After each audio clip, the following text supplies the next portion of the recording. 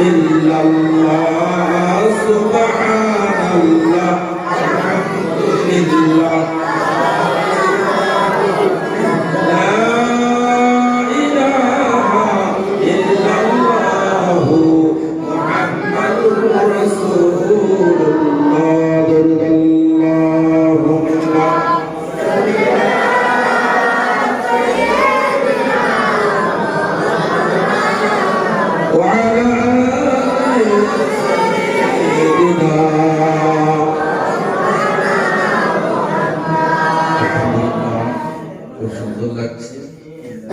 করি আমরা নবীর শানে সালাম পেশ করে তার আগে আজকে ভাবছিলাম হয়তো তেমন হবে না, তো আলহামদুলিল্লাহ আল্লাহ শুকরিয়া, আল্লাহ দিয়েছেন আপনারা সবাই এটা বড় শুকরিয়া আল্লাহ। সাথে সাথে একটা কথা জিজ্ঞেস করছি, মনে যদি কিছু না নেন, যে বিষয়টা জিকিরের প্রতিষ্ঠা আমরা কায়েম করেছি, এই জিকিরের বিষয়টাকে আপনাদের সামনে তুলে ধরছি যে এটা আমরা মাসিক করার সিদ্ধান্ত নিয়েছি।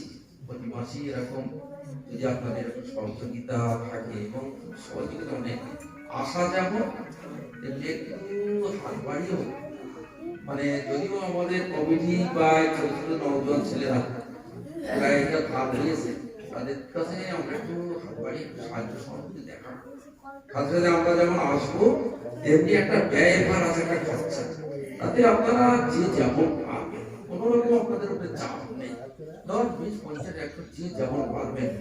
হয়তো আগামী দিনে দেখা আগামী মাসে আমাদের যে প্রতিষ্ঠানে কেউ বললো যে আমি চাপ দেবো, কেউ বললো আমি এটাই, কেউ বললো একেই বসতে দেবো, কি এইরকম। আমি সব কথাটা আপনাদের বলতে পারছি না, শুধু এতটুকু ইঙ্গিত দিচ্ছি যেটা মানে করা যেন আমরা ফিরাল তরিকাতে জিকির, এটা মস্ত করা আমাদের যেন খুব ভালো, আমরা ভালো মনে করি এটা করছি, এবং এটাকে আমাদের কলমটাকে পরিষ্কার, আমাদের গোনাটাকে আল্লাহ সাফ করে দেবেন। আর আমাদের পরে আমাদের নেক্সট বাচ্চাগুলো এরাও যে আশা, এই যে একটা লাইন এরা ধরে ফেললে আমাদের চেয়ে এরা আরো এগিয়ে আসবে পথে। এই জন্য এটা আমি আপনাদের কাছে মতামত দিচ্ছি, এটা ভালো না মন্দ পারে আপনারা একটু বলেন।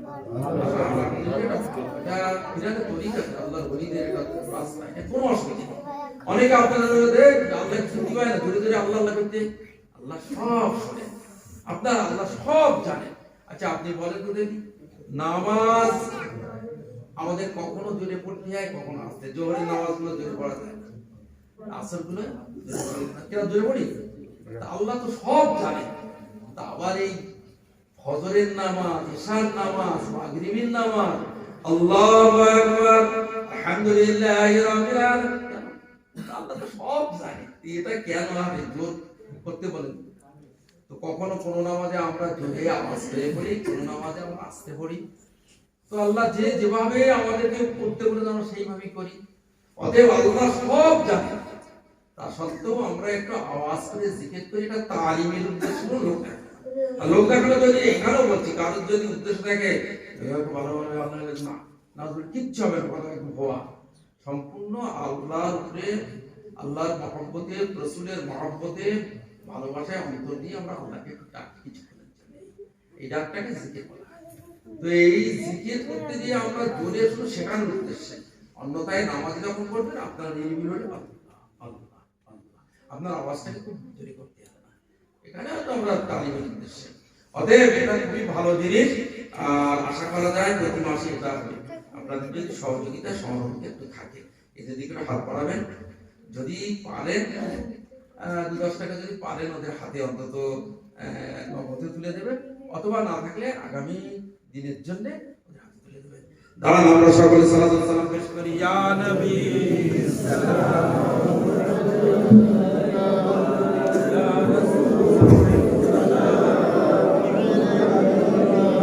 ইয়া হাবিব সালাম আলাইকা সালাম,